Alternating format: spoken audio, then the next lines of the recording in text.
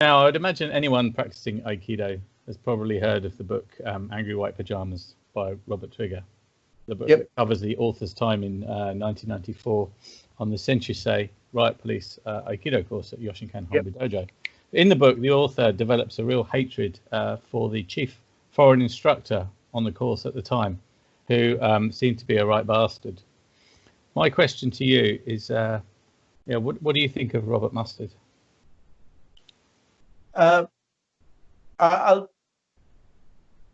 change that question, if you don't mind. Sure. So Robert Trigger wrote a good book, but he took a lot of literary license with it. I know a lot of people, a lot of characters in the book. I'm unbiased because I'm not mentioned in the book, so I got nothing to lose. It's a good book. It's a good read. It's great for Aikido, great for Yoshinkan Aikido, but a lot of people might have been misrepresented. And, Trigger had a writer's prerogative or whatever. Artist license, yeah. A literary license, and he used it well. So I think anyone reading that book needs to take it with a grain of salt. So that's the first part to the question. Second part to the question, what I think of Robert Mustard Sensei. A nicer man you will not meet. A more phenomenal Aikidoka you will not see. He does things that amaze me. We teach together all the time, and I'm constantly amazed by what he does. I don't subscribe to everything he does or his teaching method 100%. Neither does he subscribe to my teaching method 100%, but we agree on enough that what we don't agree on is okay. In 1989, when I was training with the police, and I was so despondent one day, it was like, because everything you do is wrong. Everything is wrong. And I was copying it from all the teachers and stuff. And I was just sitting down in the change room one day, and I was like this. And big Rob Mustard comes up, puts his arms around my shoulders and says, "It's okay, man. You're doing really well. You're doing really well. Don't let it get to you." And it was the right thing at the right time. And he also, to do my Godan, the right thing at the right time, he smacked me on the back. I stumbled forward and go, "Oh, okay, you're testing. Let's go." I wasn't going to do it. I'll tell that story properly one day. But yeah, he helped a lot of foreigners who train in Japan in the Yoshinkan. He helped them financially. He helped them technically. He helped them emotionally. And his contribution to worldwide Yoshinkan Aikido, same like Jacques Paillet, cannot be just looked at as to who they taught, who they helped by example, who they helped in other ways emotionally, because it was a really hard thing to do, to train the Yoshinkan full time. Really hard. You were tested, and no one cared. No one cared, And for someone like Robert Mustard to come up and say, "Hey, you're doing well. Keep going. Don't let it get to you," meant a lot. So, what I think about the man is phenomenal. Is phenomenal. And I am going to give him a hard time at the interview I'm doing with him next week. Listen to it. Yeah, obviously it was a leading question. My show, my.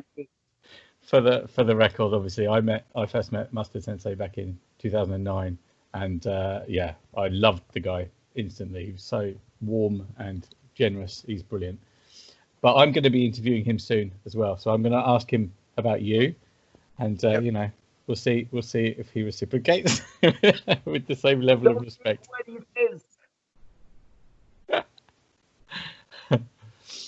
Now, One more thing about Master Sensei. There's an old martial arts proverb, and it says the truth is to be found in the excessive consumption of alcohol. And this is very true. Yeah. The problem is remembering it the next day. And he's good at that. He's pretty good at that. He's good at the first part, not the second part. Now, you and I met in 2012, I think it was. At the time, I was super impressed with your classes and your attitude to training, but also I was really impressed with your physical ability on the tatami, which was amazing to experience in person. Something that really left an impression on me while we were chatting. I think you were having your shoulder massaged at the time, not by me, but immediately following us, we were talking about Tamiki Aikido. There was a grading, a Yondan grading, that you were going to be presiding over with Master Sensei. And just before the grading was about to start, I watched you helping the candidate for the grading prepare for the test by taking ukemi for him in Jiwaza, which involved you being thrown for probably about 4 or 5 minutes solid. And it really struck me that it's not every day you see a Shihan doing that. But I was very impressed, firstly, with your fitness, because I don't know, you were probably 50 or something. But more importantly, your humility and genuine care in that you were doing that for your students. So I just wanted to remind you of that. Thank you. But I think your memory might be a bit vague. I don't think I could go uke for 4 or 5 minutes. That would just kill me. Yeah, maybe it seemed even longer, but that's probably a testament to how impressive it was. I can't do that anymore after both the shoulder operations. I find it hard to be UK now. But I think if you want to stay young, try and keep up your ukemi skills. And also, now I'm 59, and if the shoulders heal up properly, I will start taking uke again. But I'll also be careful who I take uke for, because a lot of people want to prove themselves and they want to smash you, or they want to show you how good they are. You just have to be really careful as to who you give your body to. I once was teaching in Indonesia, and it was like wall to wall, just Aikikai people. And this guy was doing sankajo, and he was just cranking it on. So I said, "Here, do it." And he did it. He used both hands, and he dislocated my thumb, the base of my thumb here.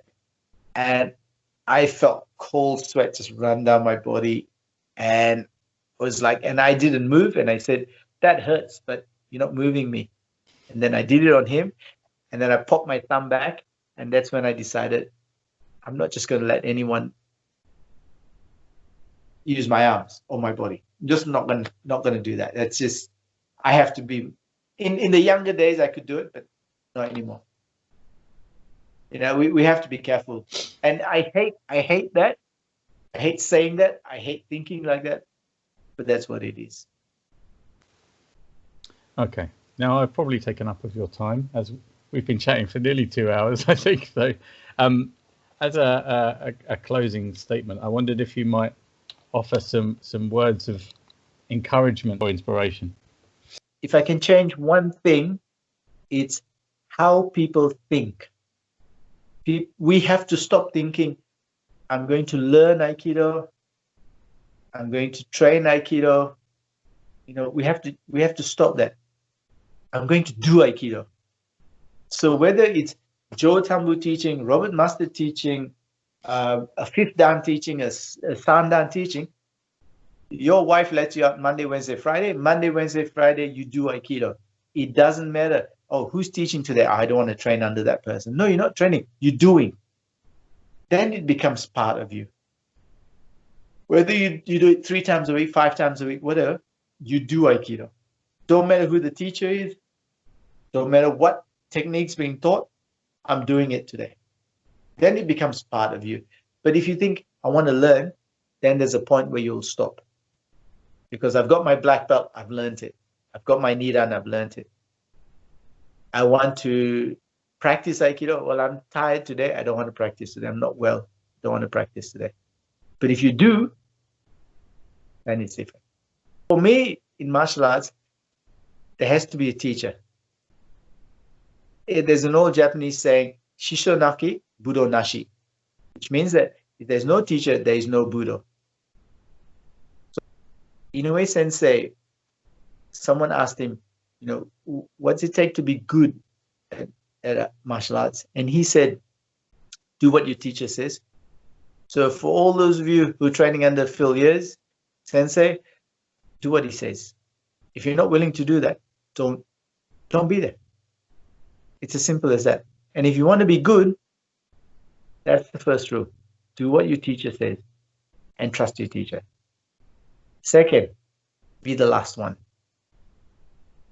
And the people who are good are the ones who are the last. The last ones there as the mats are picked up or as the dojos close, as you turn the lights out, you're the last one there. But you're also the last one after everyone else has quit after all the years. There were people much, much better than me, much better than me. But I was always the last one in my uncle's dojo. I'd turn the lights out, I'd lock up.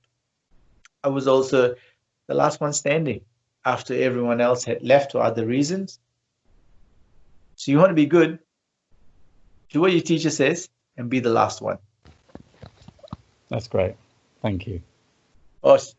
Thank you. Now, in my opinion, I think you're the consummate role model for Aikido, always have, and someone all Aikido teachers and students alike can look to for inspiration. So I'd like to extend my thanks to you, Joe Sensei, for taking the time to chat to me today. It's been fantastic. Yeah, I can't thank you enough.